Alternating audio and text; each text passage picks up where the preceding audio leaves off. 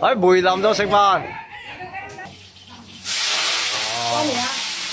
你中意啊？反正我食剩我打包㗎。啊，個鑊大就好炒啦。係啊，靚唔靚？靚唔靚？靚。好靚啊！係啊，好靚喎。新興上盤村嘅農家樂啊，喺正個梅園啊。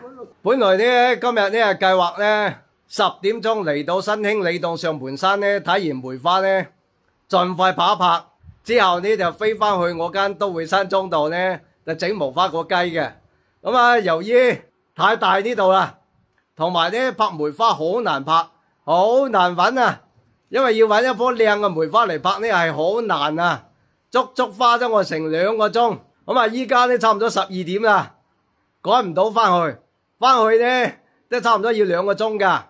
咁啊，所以呢就今日呢就喺上盤山村呢度呢揾咗一間農家樂嚟食飯，走地雞。起晒菠蘿釘嘅走地雞，138蚊隻。另外嗰啲度話就好靚嘅菜心啊，一般都係啲山區人先會種嘅，好好食嘅啲菜心，又有菜味。咁啊，所以呢今日呢中午呢就食咗飯先翻去。咁如果係今日12月23號中午過嚟我都會山莊食無花果雞嘅朋友，咁我喺呢度呢同你講聲唔好意思啦，冇辦法食到我富哥親自下廚整嘅無花果雞啊。雖然我冇喺度整，但係我哋依然係俾2斤嘅新鮮無花果嚟煲湯噶，所以啖湯又潤又清甜。下次我一定喺都會山莊等你哋吓。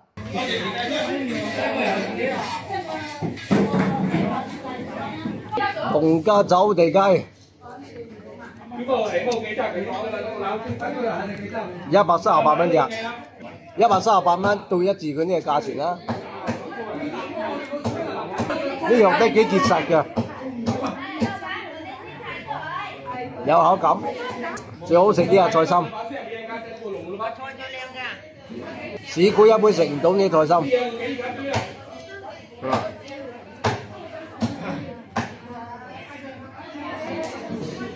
嗱，呢度係上盤山村嘅停車場，咁呢度有個指示牌嘅，沿住呢條路直上就係農家樂啦。嗱，新興里洞呢間農家樂，哇，佢自己間屋噶，咁啊上嚟佢間屋嗰度呢，上到嚟陽台，會望啲梅花幾靚啊，交唔交市？羨唔羨慕？呢度就係新興里洞上盤山村入邊呢，其中有一間屋，咁啊呢間屋呢係做農家樂噶，可以食飯噶，咁呢老闆呢就開放呢間屋俾大家呢上嚟2樓3樓呢。喺個陽台度呢，去觀賞最美嘅梅花，因為呢度地勢高啊，可以望到大片嘅梅花，真係好靚。嗱，呢度呢食啲雞呢都係啲走地雞嚟噶，起晒菠蘿釘。嗱，我富哥驗證過，絕對係老山雞，喺度食就138蚊一隻，同埋呢度呢佢有隻好靚嘅本地菜心，好好食嘅。你一般呢喺市區係買唔到嘅呢種咁嘅菜心。咁啊，炒個菜心嚟食，好正。嗱，上到嚟3樓呢，又有唔同嘅景觀喎。因為呢越高呢，就望得越遠，成個上盤山幾乎大片嘅梅花睇晒。所以話呢，嚟到上盤山呢度呢，一定要揾呢間農家樂嚟食飯，同時上佢間屋，上個2樓同埋3樓，可以睇到唔同嘅梅花啊！新興上盤山村啲梅花開咗啦！嗱，富哥今日現場實拍，哇，可以望到遠處好大片嘅梅花，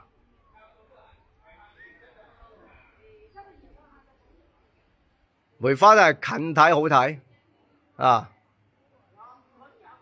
開晒啦，開晒啦！嗱，今日12月23號，富哥現場實拍。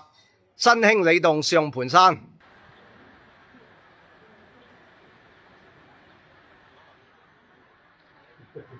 呢間農家樂嘅3樓啊，哇，望啲梅花幾靚幾大片啊！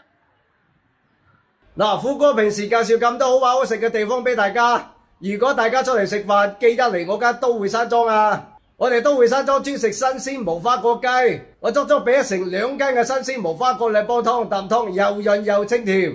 我喺都會山莊等你哋啊！